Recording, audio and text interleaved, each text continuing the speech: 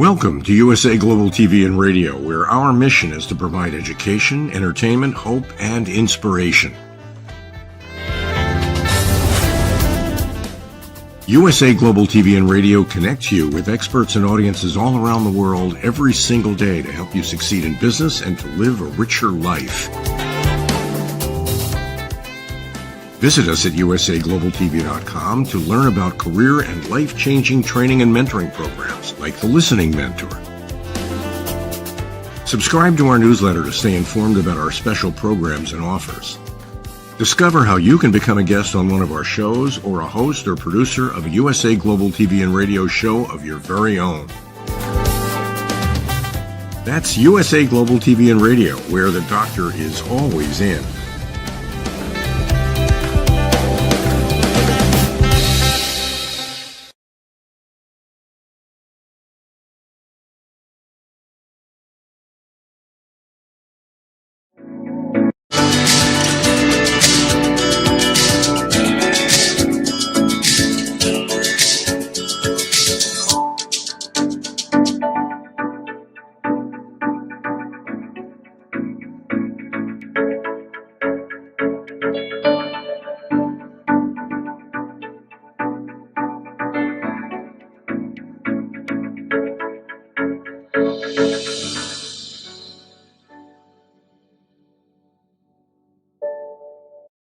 Hello, beautiful soul family, and welcome to Weekly Wisdom and Insights, your home for spiritually guided transformation and empowerment. I am your host, Dearjames, and together with the unseen, Spirit, Source, and Symphony, we look at the current energies, the intuitive wisdom, and insights, and we go as guided. And par for the course, lots going on, so let's just jump right into it. We have Saturn entering Aries on Friday, the 13th, Friday the 13th of February, pardon me, not January, February. We have SEDNA stationing direct, and we have both Mercury and Venus entering Pisces, and this is all of the buildup. This is all in kind of anticipation and preparation for the solar eclipse, the new moon solar eclipse, the Chinese New Year on the 17th. All of that is happening on February 17th, and then, of course, coming right after that, on the following Friday, on the 20th of February, is the Saturn-Neptune conjunction at 0 degrees Aries at the 0 point, which hasn't happened in 6,000-ish years. So nothing to tell us what that will be like, what will happen, because there was no recorded history the last time it happened. So here we are, 8 billion souls choosing to be here at this moment, at this time. So welcome, everyone. Let's just jump in. So we're going to look at the main energies. And what's so beautiful about the month of February and the year 2026 is that we've got the receptive force and we've got the creative force. So the divine feminine, divine masculine working together towards what? Harmony, peace, this renewal, this clean slate. And so we have that. And then we have great possessing shine, and that is from the inside out, what we are to do. This is about illuminating who we are at our center. Welcome, Alicia. And then we're going to be working with number 5, nourished while waiting, and patience. And so we have this going on, and then we have, here is the astrological chart for Saturn enters Aries. And what was amazing about this is, again, I read the astrology intuitively, and I immediately heard the butterfly effect. And so the butterfly effect is a scientific concept from chaos theory where a small change in the initial conditions of a complex system can lead to a drastically different large-scale outcomes later. Popularized by meteorologist Edward Lorenz, the metaphor illustrates how a tiny event, like a butterfly's wing flap, could theoretically set off a chain of events culminating in a large-scale weather phenomenon such as a tornado. While the concept is often oversimplified in popular culture, it highlights the inherent unpredictability of complex systems and has philosophical implications for understanding cause and effect, suggesting that even minor actions can have profound and lasting impacts. So This Saturn entering Aries, all of this that we're speaking about, that I just told you about, that's astrologically occurring, has this butterfly effect. That butterfly effect, of course, then triggers the ripple effect. And the ripple effect, a situation in which one event produces effects which spread and produce further unintentional effects or influences. A spreading effect or series of consequences caused by a single action or event. This is going to ripple out. These energies, Saturn entering Aries, Neptune is already there, all the major planets changing signs. This upcoming, we're going from the yin wood snake to the yang fire horse for the astrological Chinese New Year. And then, of course, there's a new moon in Aquarius that is also a solar eclipse, followed by the Saturn-Neptune kind of like once in, 6,000 years that Saturn and Neptune join at the 0 point. Saturn and Neptune join every 29, 30 years, but it's the fact that it's happening at the 0 degree of Aries, the literal starting point of the zodiac. That's what matters here. And so we're going to expect this butterfly effect and the ripple effect. So watch how events just cascade, ripple out.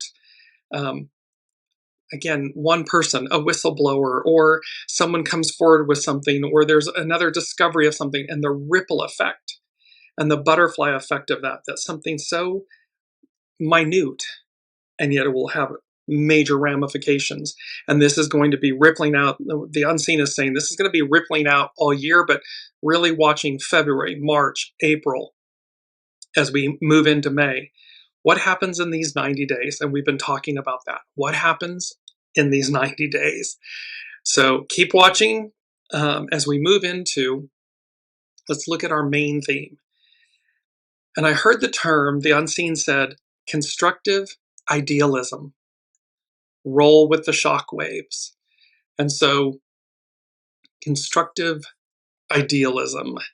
And of course, you know me, I look these things up because the unseen is giving them to me, and then we make sense of it all. So constructive idealism in a spiritual context is the philosophical and experiential belief that consciousness is the primary fundamental nature of reality, and that human beings actively participate in shaping this reality through their mental, emotional, and spiritual states.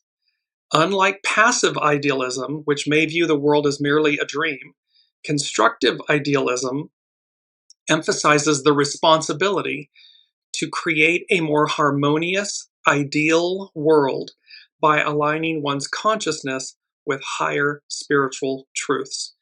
Well, this is literally where fantasy meets reality. The unseen gave that to us. So this Saturn and Neptune conjunction is where the fantasy, Neptune, fantasy or idealism, becomes reality. Saturn, it's how they work together to bring about a higher octave of consciousness, a higher spiritual truths.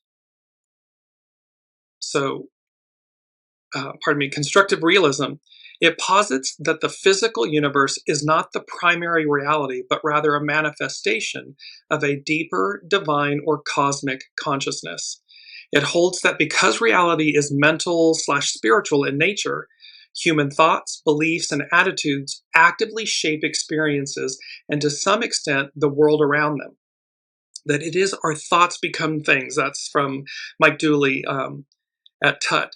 This aspect of how our thoughts, our emotions, our energies co-create our reality, and thereby individually and collectively. So when we shift consciousness, when we all say, enough is enough to the old, and we're inviting in and embracing with joy and excitement and inspiration and exuberance the new, that shifts consciousness, shifts reality, and then we experience that higher octave.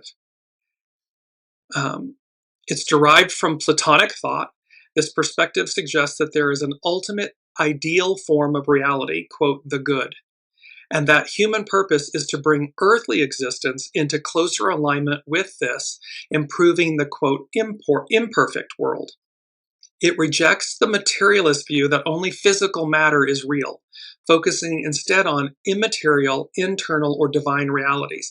This is about your soul source connection, the soul, the divine, the unseen, God, the all that is, the master weaver, the host. That is what truly controls. And when we connect to that, our world changes. Our physical, literal, 3D lives change. It becomes more of a divine reality. We bring that heaven on earth. In contrast to pure speculation, constructive idealism is applied, often viewed as using positive, high vibration thoughts and spiritual principles, love, truth, unity, to construct a better life and, by extension, a better reality, a better world. It implies that because the individual mind is connected to this universal consciousness, individuals hold a, quote, spark of the divine and have the power to consciously influence their existence. Many forms of this idealism emphasize that since everything arises from the same consciousness, all things are interconnected, promoting a feeling of unity. If thoughts create reality, then one has a moral and spiritual imperative to cultivate positive and constructive rather than destructive thoughts and intentions. In short, constructive idealism is the spiritual practice of acting as a conscious co-creator, using one's mind to manifest higher, more loving, and more orderly realities in a chaotic world. So this is where the rubber meets the road, and it's go time from last week. And this constructive idealism, roll with the shockwaves. I'm going to bring that up next. It's this aspect of recognizing this is where we've always been. This is the truth. This is divine truth. And we get so bogged down in the last 2,000 plus years in the Piscean patriarchal era where it's I, me, ego, ego, ego, mind, where all of that has drowned out the divine feminine, the matriarchal, the intuitive, the soul, the unseen, God, the all that is, however you ascribe, and that intuitiveness. And when we are guided, when we listen and go as guided, it's a higher octave of existence, and that we have a moral and spiritual imperative to cultivate positive and constructive rather than destructive thoughts and intentions. It's incumbent upon us to do right by us individually, by our soul, and collectively in unity, in harmony and oneness. So now we also have roll with the shockwaves. Rolling with the shockwaves in a spiritual context refers to navigating intense, sudden, or chaotic shifts in life and consciousness without resistance. Things are changing. We are never going to be where we were or who we were. All the major planets are changing signs from earth, water to fire, air. Some of these things have not happened in hundreds of years, thousands of years, all simultaneously occurring. Like it's just the clicking or the chinking of a chain. It's all happening, boom, boom, boom. And there's no going back. We don't want to go back. We want to go forward, but that's the point. And so it's to do this consciously and without resistance. It is the practice of surrendering to the energetic, emotional, or life-altering changes, often related to a spiritual awakening or a Kundalini activation. Kundalini is your life force going up through your chakras and everything. Rather than fighting them, allowing the soul to align with a new, higher frequency. So where we've been, where we're going. Shockwaves often represent the dark night of the soul, or intense energetic shifts like Kundalini that break down old, false identities. Rolling with them means accepting that the old self is dying to make way for a more authentic, aligned version of you. We have said this a lot. It's number 5. They've said this so many times. We're going back to where we began, but an octave higher. So this 8 notes is an octave, this higher octave. And so we have this about letting go so that the soul ascends to a higher octave, and that the ego mind personality is going to be like, worried and stressed and distressed and all this. And yet there's a simple way of just saying, allow me to reclaim my sovereignty, to rise, to allow, let go of the illusions, the falsehoods, the past, what we thought was dependable and stable and so forth is being reconstructed. It's being dismantled and then reconstructed in a whole new octave and vibration. The ego resists change and tries to maintain control, causing emotional pain or confusion. Rolling means moving from a state of resistance to a state of flow, trusting that these chaotic moments are leading to a deeper, more peaceful state of being. It requires being fully present in the face of chaos. When life feels chaotic, grounding oneself in the body and staying in the present moment is the role that keeps you safe and sane. So again, we talked about how much do we take in. And what I do is I just skim the headlines. I read things, I skim it. And I just had this conversation with a dear friend, and I said, listen, it's not about, taking in the information to be informed, but it's about how you allow it to affect you. And are you doing something that Etch-a-Sketch clears the slate energetically for you when you've taken all these things in, and then shift to something that brings in beauty and harmony and joy and peace, so that you don't become consumed by the energy of the deconstruction, of the goo, of the shadow. Bear witness, be informed, but then release it and shift your energy to this higher octave. Instead of letting the waves of life drown you, you learn to surf them. This involves embracing the highs, the bliss and the joy, and the lows, the purging pain and sadness, with the same level of detachment and presence. Essentially, it is a call to stop fighting the inevitable changes in your life and to trust the process of spiritual growth, letting the energy flow naturally. This is all about release and going as guided, going with the flow. Because number one, from the unseen, they said sustained reality, a heightened course, path of action and adventure. So we're crossing the threshold. We will never be where we were. And we don't want to be. There's something far more amazing and great before us.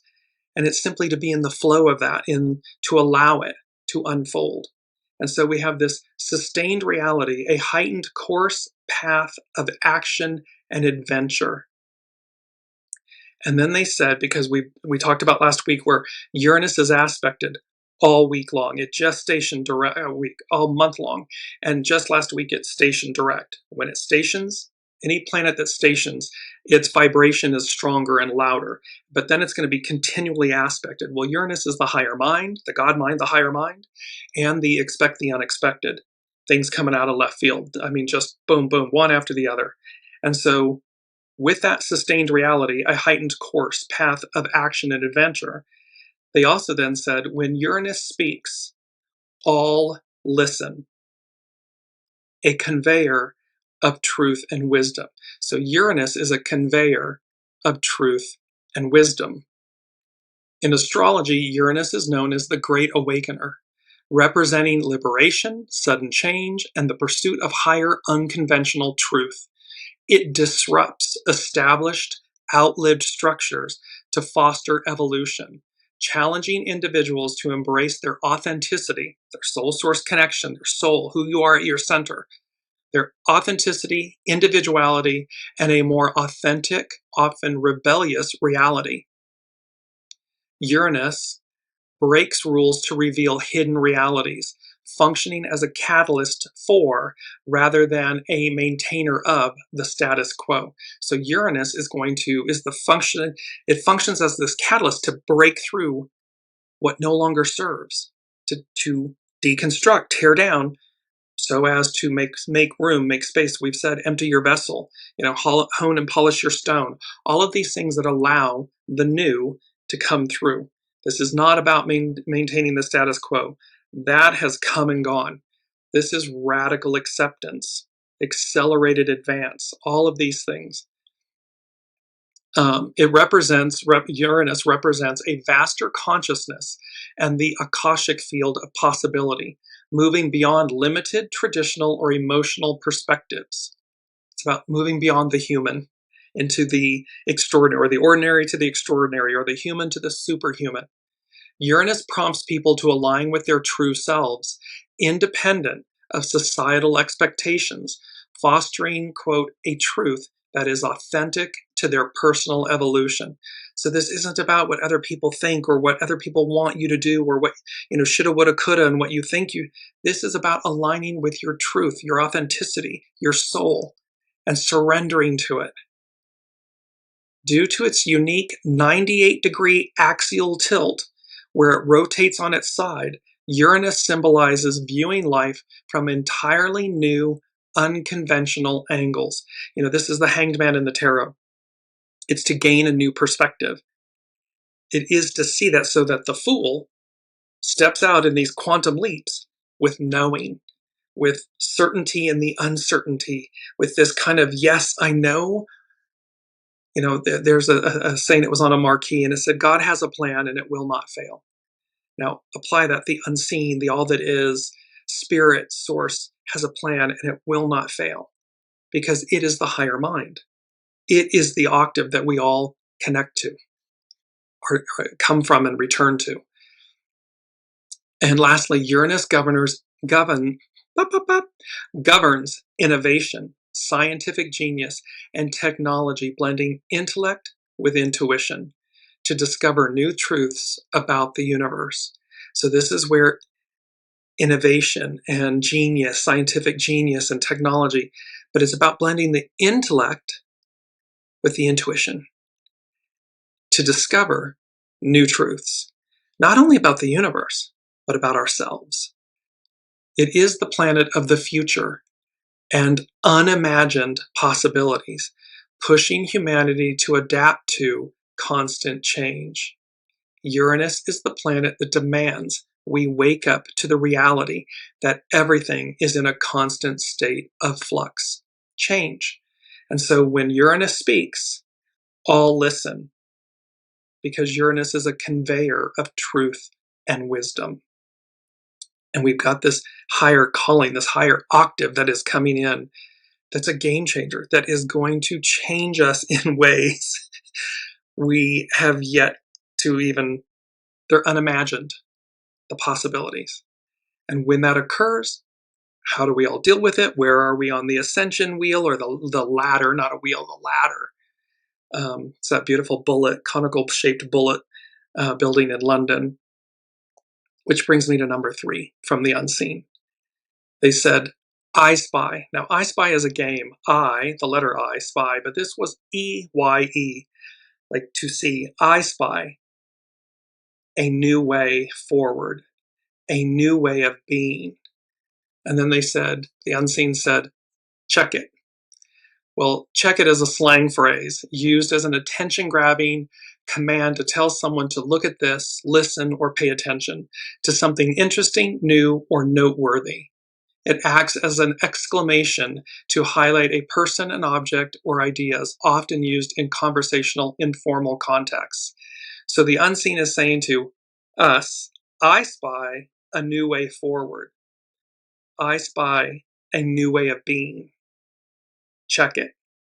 And so, again, consciousness, they're waking us up to the opportunities that are before us and that are literally before us. I mean, these are days, we are 2 days away from Saturn entering Aries.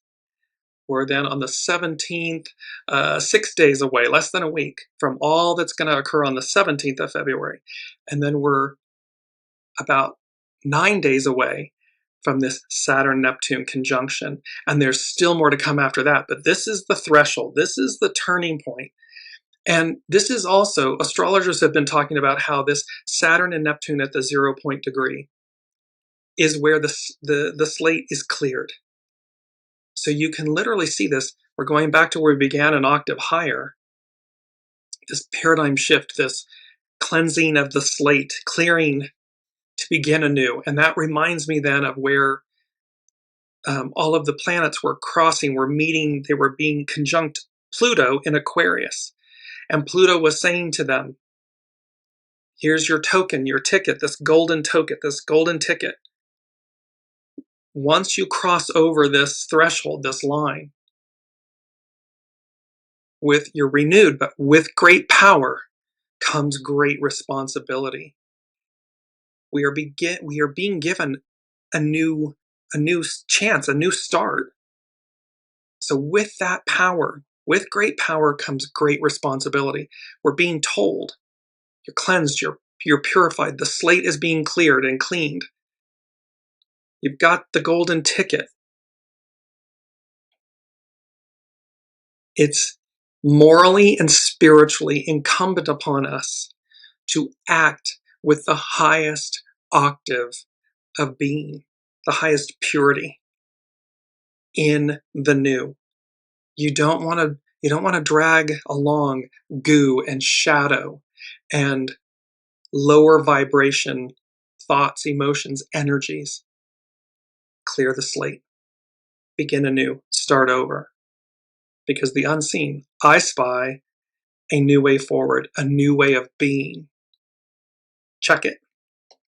So now let's jump to, and let me just bring in our beautiful mantra is, I release the old to receive the new. This is about change. This is about accelerated advance. And so it's about letting go with grace. I release the old to receive the new. Because again, where you've been and where you're going, two different places, two different octaves, two different possibilities. And thereby you don't want the old. There's nothing wrong with the old you, the old us. It has been purposeful, everything is. However, the point here is that as we approach and embrace and receive the new, well, it's like a newborn baby, right? They're new, they're brand new, here they are. Well, it's the same for us. It doesn't matter your age. It's about this renewal, this rebirth, this starting over at a higher octave. So that is our beautiful mantra, and our key word is beneficence. And beneficence is the quality or state of doing or producing good, active goodness or kindness, charity, generous giving, or the quality of being generous and doing good, the duty to do good and seek benefit, particularly in clinical care, to act in the best interests of patients, promoting their well-being and avoiding harm. Well, this, of course, is do no harm. Love thy neighbor as thyself, thy God above all other. This higher octave of purity and of doing good and kindness, it's pure. Because again, once we love our neighbors as ourselves, we would never harm them. We would only seek goodness for them. We would meet them with kindness, with humility, which inspires and endears. That's the octave of the new. And I understand what it looks like on the world stage as the old is just literally imploding, deconstructing. All of the shadow and the goo and the ick that has been concealed and hidden is being brought to bear. It's being brought out. And yet, we bear witness, we recognize and truth, and then we turn our energies to the new, to the purity of the new, to what we want for ourselves, for our neighbors, our loved ones, our colleagues, our countries, the world. So, and this isn't, they're giving me the whole, like when you see beauty pageants and, what would you like? I want world peace. I want world peace. This isn't, airy-fairy. This is reality. This is a shift, a sustained reality. This is going to be a shift in octave, energy, truth, the truth. When Uranus speaks, all listen, a conveyor of truth and wisdom. It's about the purity of truth, the purity of wisdom, the purity of this octave, and the responsibility we have, 8 billion souls, to get it right this time, to hold that as custodians in esteem with such care that we get it right this time, and that we get it right with ourselves, for ourselves. Doesn't matter where we've been. Every choice is purposeful. That's fine. That's how we got where we are. But once this occurs, it's that recognition of, I can release all of that. I can choose differently. I can choose to be better. I can choose a greater, more abundant, prosperous, pure path. That's innate within me. I have the ability to do that. And thereby it becomes that choice. You choose it. Now let's look at, we're going to go to Pam Youngens at North Point Astrology Journal. And she says, Saturn takes the wheel. We are initiated into a new era as Saturn enters Aries this week on Friday. Technically, Saturn begins a new transit through the 12 signs of the zodiac about every 30 years. So its entry into the first sign is not the headline maker in and of itself. What is, of course, the big news is that as Saturn steps into the sign, crosses that threshold and steps into the sign of the Ram, it immediately begins its alignment with Neptune, leading up to their exact conjunction on February 20th. This Saturn-Neptune rendezvous at the Aries point, that 0 point, has been anticipated for many years and represents a major evolutionary shift for humanity. What Pam Youngens herself has been calling the great unraveling. We're deconstructing, unraveling the past, the institutions, the old way of being. Everything that we were becomes undone. It's the past. It's over. As we begin to weave, co-create and weave the new. And then she's also speaking, Pam Youngens is also speaking about the SEDNA effect. So dwarf planet SEDNA, named after the Inuit goddess of the seas, is at full strength now as it comes to a standstill and turns direct this week. While the legend of the Inuit maiden SEDNA begins painfully with self-denial, deception, and betrayal, it ends powerfully as she releases her identification with the victimized past, ultimately leading to a magical transmutation and her alignment with her spiritual destiny. So again, see, this isn't about the choices we've made in the past or who we've been in the past or what's happened. It's about, or the identification with a victimized past. It's ultimately leading to a magical transmutation. You can only transmute energy. You can't kill it, but you can transmute it. And so this is about this magical transmutation and the alignment with our spiritual destiny, our soul. Given current mainstream events, these words from astrologer Sarah Varkas ring loudly in our ears. Quote, Sedna speaks of paternal betrayal and the sacrifice of the feminine principle to protect the patriarchal power base. She shows where we may be emotionally and psychologically frozen by unresolved trauma and pain. Sedna invites us to face up to our personal and collective histories, to acknowledge the pain of the past betrayals and the intense feelings of resentment born of them. For only in fully embracing what may be excruciating emotions can we build a sense of self and soul that honors the truth of who we are. So this beautiful statement by astrologer Sarah Varkas is painting the truth of the picture of where the divine feminine, where we have protected the patriarchal power base. We've all done it. Doesn't matter. Gender is irrelevant. And there's a reckoning. There's a transition. We're ending the patriarchal Piscean era. We're dealing with the goo, the shadow of that element. It's all being deconstructed so that it does not continue. It's like the buck stops here. There's a period. There's an exclamation point. The end. And this new beginning that speaks to the purity and the prosperity and the possibility of what has always been on offer, but we just got off course. We went so far away from ourselves. And this brings us back into alignment with the purity, the matriarchal, the divine feminine, the Aquarian, we the people, that speaks to the harmony and the balance of the yin yang, the masculine feminine. It's the purity of them. And thus, with great power comes great responsibility.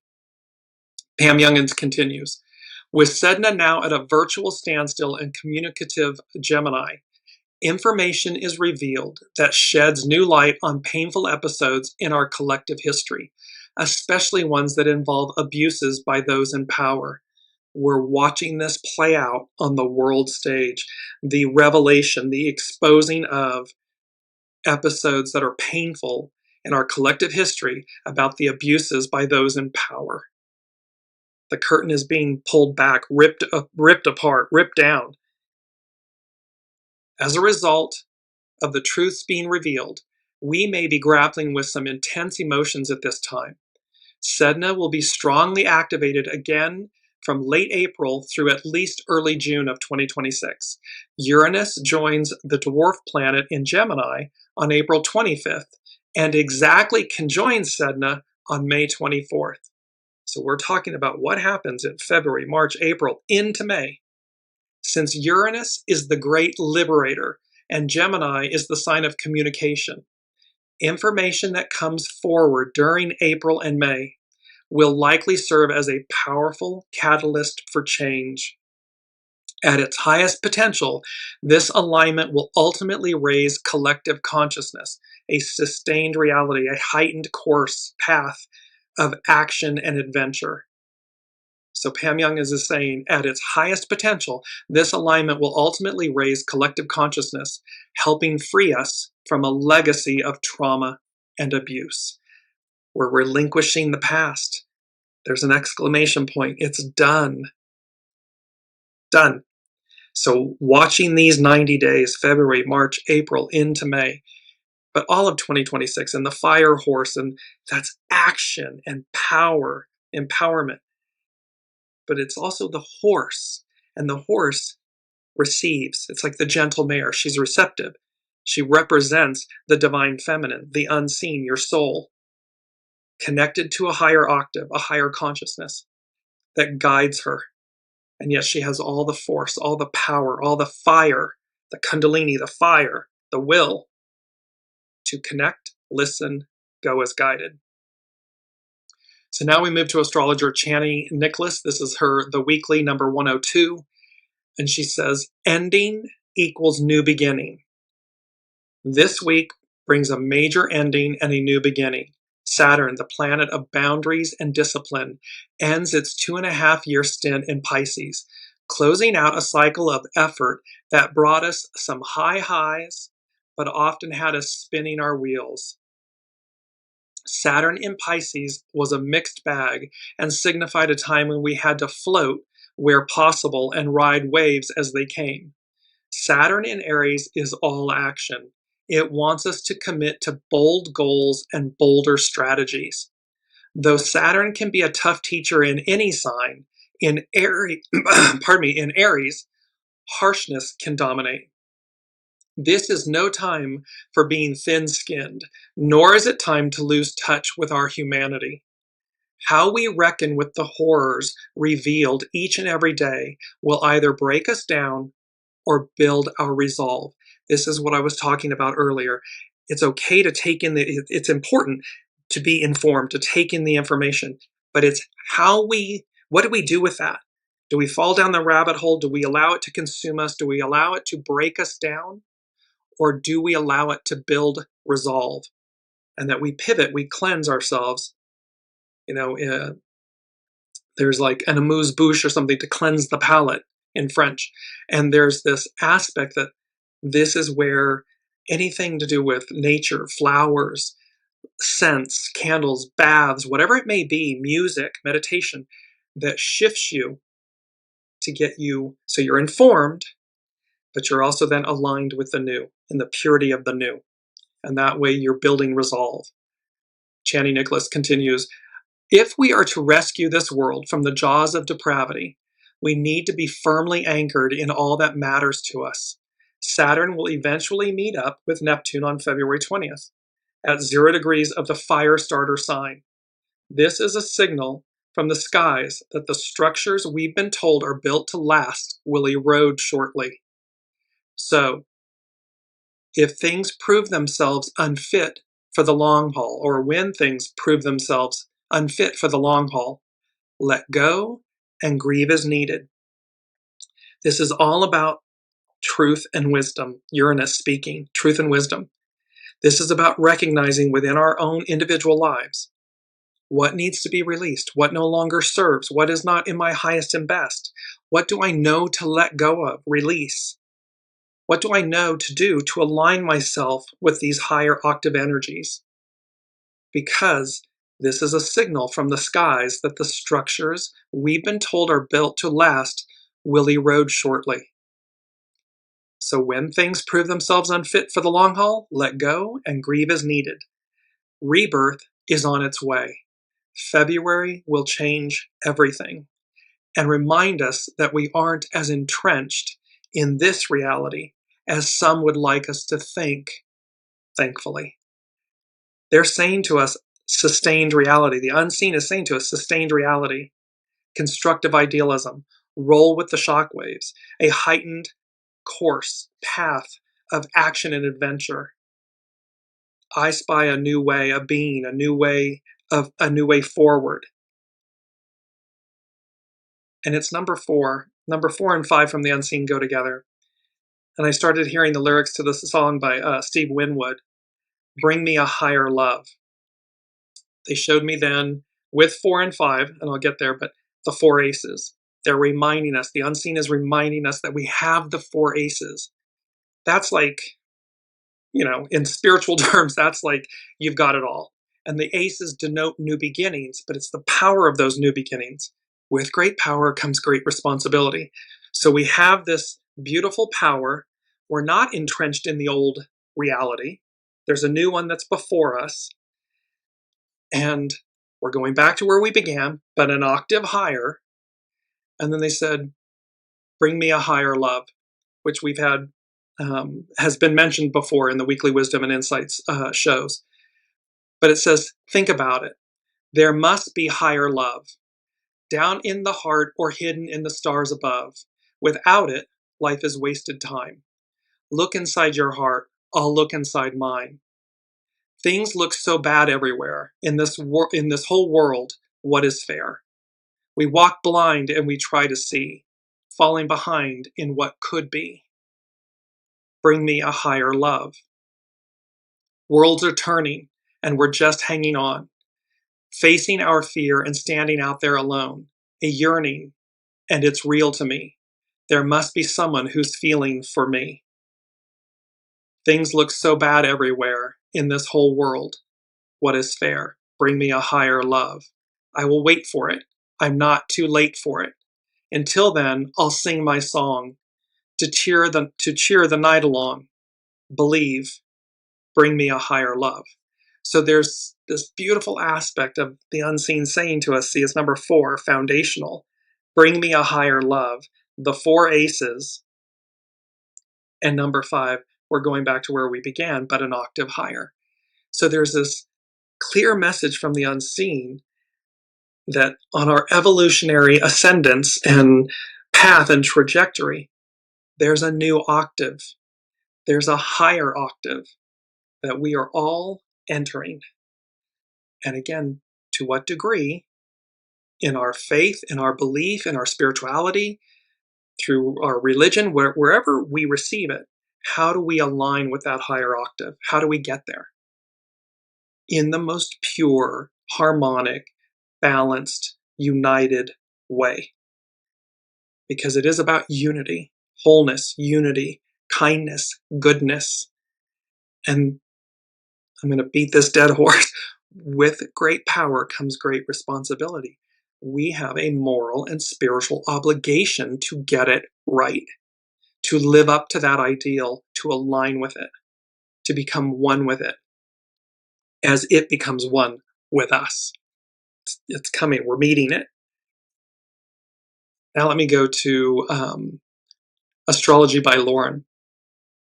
And Astrology by Lauren is speaking about Saturn versus the inevitability of change. And she has this beautiful image, and it just speaks volumes. The image is called "The Beginning is Near," and by the imaginary foundation. This is the image. And you see this person standing on a ladder, and they're on the side of the gray and the decay and the rubble of the past. And as the person looks out over the top of this wall, I mean, just the guck of it, everything lies before them, the unimagined, the all that is, the cosmos, the possibility. And look how beautiful and pure and colorful and lit up. And we've often talked about how we're going from, either black and white or color to technicolor, to this unrealized, unimaginable possibilities. And yet we stand in the rubble of the past, the decay of it, the goo. But on the other side of that threshold, of that wall, ooh, it's amazing.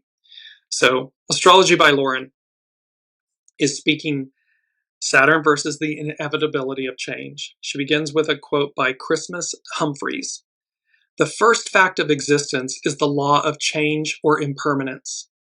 All that exists, from a moor to a mountain, from a thought to an empire, passes through the same cycle of existence, meaning birth, growth, decay, and death.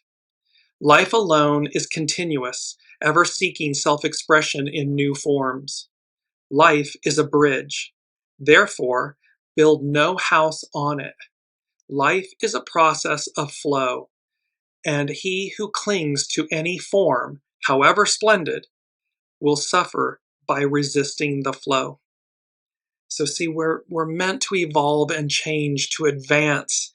And so it's, no matter how splendid, we're not to hold on to the energy. We are meant to flow with it so that we then purify, expand, evolve, and to not fear change. There might be melancholy and so forth. That's okay. Mourn the person, the place, the thing, the past, whatever it may be, and then release it. Make space for what will come that's new. So Astrology by Lauren. Saturn does not like change. Saturn likes its foundations to remain firm. It prefers familiarity and fears having all that he has built up, curated, established, to be in danger of becoming irrelevant, worn down, eroded, and fading like a shoreline receding into the tides. You can try to build structures to defy the inevitable, like that sandstone wall on the beach, built to stem the tide, but which only seems to make the beach erode even more. You can't stop what is inevitable. All compound elements are subject to change and destruction. The one constant in life is change itself. It's a powerful reminder. The one constant in life is change itself. And so it's our willingness to let go of what was to receive what is. Astrology by Lauren. So, as Saturn sits in the very last minutes of the last degree of Pisces, the final sign of the zodiac, and is poised to enter Aries on February 13th, you can feel the resistance, the fear, the desperation in some cases, as we fruitlessly try to hold on to what once was. That is until we come to realize the inevitability of change, and that it is imminent. We had that 3 different versions of the word imminent in just a couple of shows ago. This past week, on February 3rd, 4th, Uranus stationed, ending its retrograde phase, And as it did so, the inner planets, Mercury, Venus, the Sun, and Mars, lined up to transit the planet of sudden shifts, surprising realizations, and yes, change. Planets make their presence known as they station. And with the Uranus station in the last degrees of the Earth sign Taurus, you can just feel the tremors beneath our feet. So Uranus can also manifest literally in the physical. Earthquakes, tornadoes, things that shift ground. I mean, we just had this where I believe it was in Italy or Sicily, Sardinia, an entire cliff portion of this village just collapsed. So Northern California, repeated earthquakes and so forth. Uranus stationary. So it is with Uranus station in the last degrees of the Earth sign Taurus, you can just feel the tremors beneath our feet as the foundations of our lives are shifting. Each of these inner planets are chipping away at the foundations, bit by bit. It began with Mercury this past week, shifting our perspectives. We learn new things. Sudden changes of plans ensue when Mercury is square Uranus. Things turn on a dime. We find our minds, along with our awareness, changing. No sooner do we try to regain our footing than Venus comes to transit Uranus, in which alliances seem to shift before our very eyes. Who knew? This will be followed by the Sun-Uranus square, and that last part about the shifting of alliances and who knew, and that is triggering a reminder in the past about the strange bedfellows and the Law and Order episode and everything that we talked about. That people that you would never think would come forward or that might be illicit reveal greater illicitness. And thereby, who knew? Because these alliances are shifting before our very eyes. Astrology by Lauren continues, this will be followed by the Sun-Uranus square, culminating with the solar eclipse on February 17th. This eclipse is likely to be an important inflection point. Restless, explosive, so ripe for change, the weather is just so unpredictable and volatile by the time we reach the Mars-Uranus square on February 27th. Saturn doesn't stand a chance in this weather. Change is inevitable. So even Saturn is having to face the present future, this higher octave, this clean slate. And while it may experience fears or because, I like to know what's what. I like my foundations and but there's a newness that's upon us. And so we collectively face this together with Saturn. Astrology by Lauren. It's not easy to let go of the bow lines and attempt to reach the farther shore. It requires a bit of courage. Welcome, Kiki. It requires gumption and a willingness to take the first step out into the unknown. Of all the planets, Saturn approaches the idea of the new with the utmost hesitation and caution. Saturn takes baby steps and very, very carefully approaches what feels to Saturn like utter chaos. So, as Saturn enters Aries on Friday, February 13th, we are asked to do so carefully, to prepare, and to be strategic, even in the face of extraordinary change. This just simply means to be conscious, to be attuned, in alignment with. There's great change. That doesn't make it bad. It might make it scary, doesn't make it bad. So again, align yourself with the purity, with the knowing that your soul is aligned. Your soul knows what's occurring, what you need to do or not do. It knows. The unseen, God, the all that is, knows. So simply align with that. So, and Kiki is saying, I'm looking for women whistleblowers. Yes, there have been many, and there's going to be more. This is all whistleblowers, period, are going to be coming forth. Alliances are going to shift. The foundations that people thought were there are going to crumble, especially so if they are illicit. If they have been in the shadow, in the goo, if they have been undermining the unity, the wholeness, the goodness of humanity, of the cosmos, there's a reckoning. And if you've been aligned in the goodness of that, there's a catapulting, an uplifting that will deliver you. The whole point, regardless, go with the flow, roll with the shock waves, because there's a constructive idealism.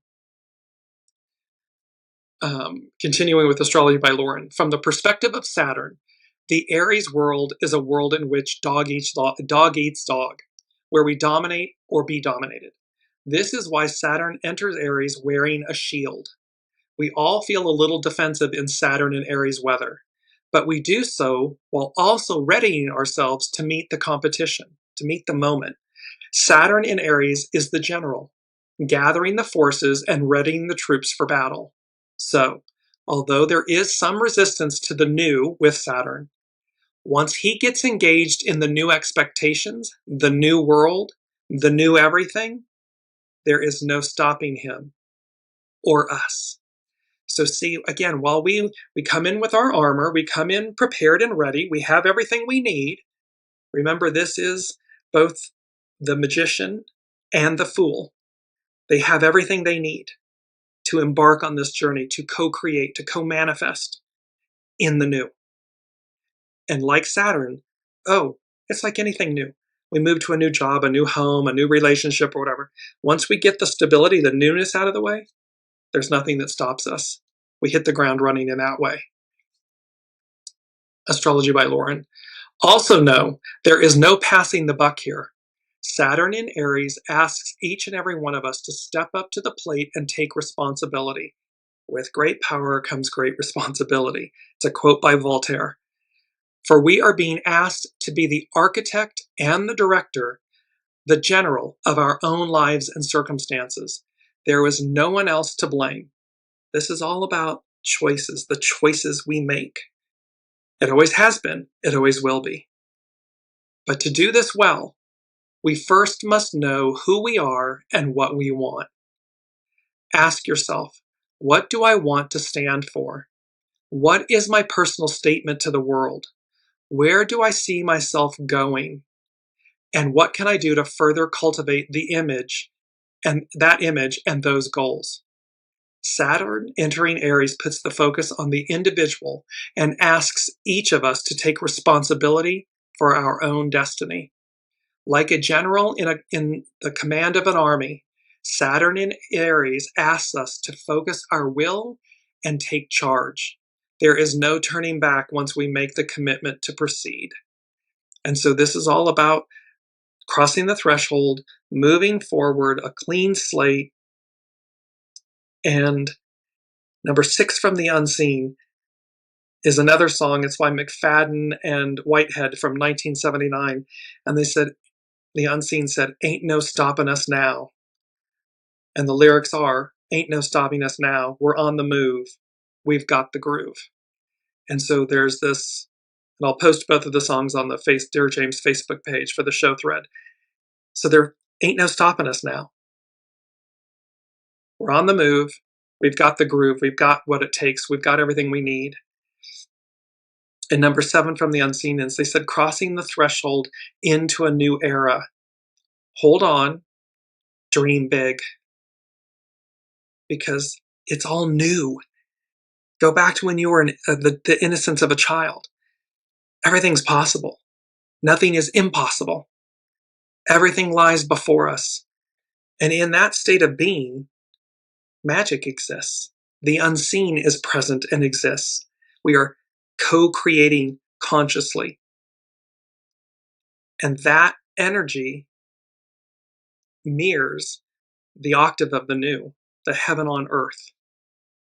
It's that to be childlike. It's that, and that's goodness and kindness, and they don't see hate and discrimination and division. Children don't see that. They only see, it's my friend. Oh, look at my friend. They don't care what color you are, what gender you are, where you come from, what you have. They just care that you're nice. Are you fun to be with? Are you fun to play games with? Are you fun to imagine with? That's all they see. So they're seeing the purity of who you are at your center. That's what matters to children. The unseen is saying that's what matters to us, humanity, in this moment in time of transition, of change. And lastly, I want to go to hexagram 5, and this is from divination.com. It's known as nourished while waiting, patience. And they say, a fisherman can cast the line, but still can only wait for the fish to bite. Your catch will come in its own good time. You cannot make it come sooner, neither by working, nor by planning, nor by wishing. Though you may have a need to provide nourishment, it is only through patience that you can become the bridge between the fickle fish and the eventual feast. And this is our quote 1. Strength in a time of trial waits quietly, patiently, resolutely. Weakness grows agitated, abandoning the effort before the fish start biting. Periods of waiting are most fruitful when used for quiet contemplation. This is patience. We're at the threshold. Things are going to be accelerated in a way that is unprecedented. 17th, 20th, the 28th. I mean, as we're moving mid-month February on, it's just picking up massive steam. Proceed cautiously but resolutely with whatever you are doing. The situation calls for consistency and perseverance. This is our quote 2. Waiting is an essential skill. Patience, a powerful force. It's the eagle energy. It's the closest to God, to the unseen, to the spiritual, the all-knowing. So again, waiting is an essential skill, patience a powerful force. This is about threading the needle, walking the narrow path, being in alignment. Time is an ally for those with inner strength, the strength that allows you to be uncompromisingly honest with yourself while sticking to the path you have charted. And this is our quote 3. When you persevere with a positive attitude, time weakens even the hardest obstacles. So this is about perseverance with a positive attitude, knowing that there's a plan. It will not fail. And thereby to be in alignment with it. To rush anything or force results stimulates resistance and causes setbacks. At best, you achieve surface changes that may be reversed just as quickly. Steadfast waiting, holding to your integrity, leads to slow but permanent improvements. In the end, you accomplish something great. Be content to practice patience. And so we have this, the clearing of the slate, this crossing of the threshold into a new era. Hold on, dream big. There ain't no stopping us now. We're on the move. We've got the groove. We're going back to where we began, an octave higher. That's about a higher love. It's a higher octave of being. I spy a new way forward, a new way of being. Check it. And when Uranus speaks, it's going to speak all month long. It's going to be speaking throughout these next 90 days and into, kind of throughout 2026. But when Uranus speaks, all listen, a conveyor of truth and wisdom. Because this is about a new sustained reality, a heightened course, path of action and adventure. It's not the old us, it's the new us. It's a constructive idealism. And it's how we roll with the shock waves, how we allow. Because it can be shocking to our system what's going to occur, what's going to happen, the deconstruction. But remember, don't fall into the energies of the deconstruction, of what's falling apart. Let them go. Allow them to leave. Allow them to do what they're going to do. And align your energies. Baths, meditations, walks in nature, flowers, scents, good people, fine wine, whatever it is that lifts you to a higher octave of purity, goodness, kindness, alignment with the new. That's what matters, as all of this, as above, so below, astrological energy is occurring. These events are taking place. And again, the Saturn-Neptune conjunction at 0 degrees Aries hasn't happened in 6,000-ish years. And there's no known knowledge of what occurred because it predates recorded history.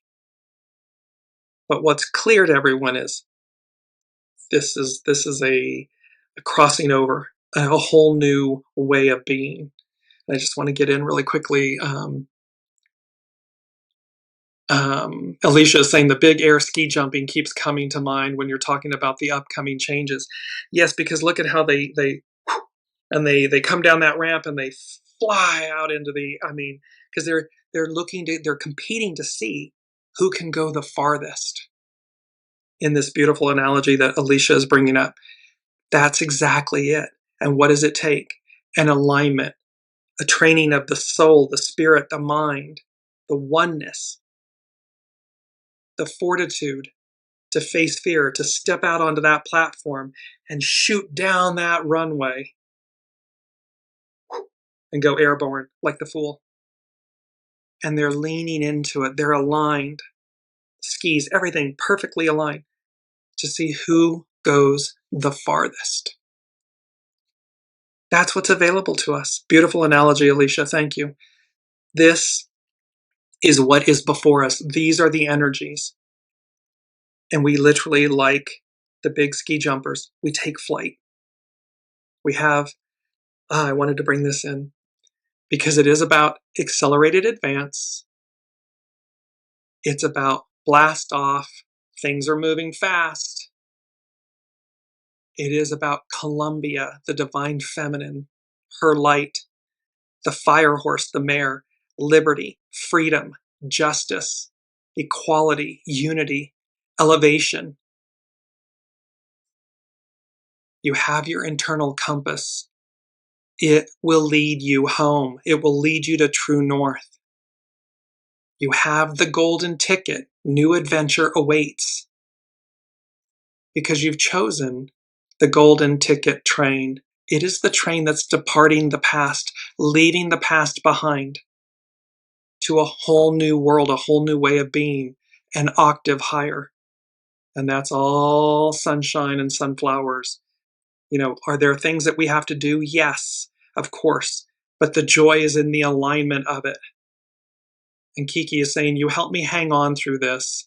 Hope and faith.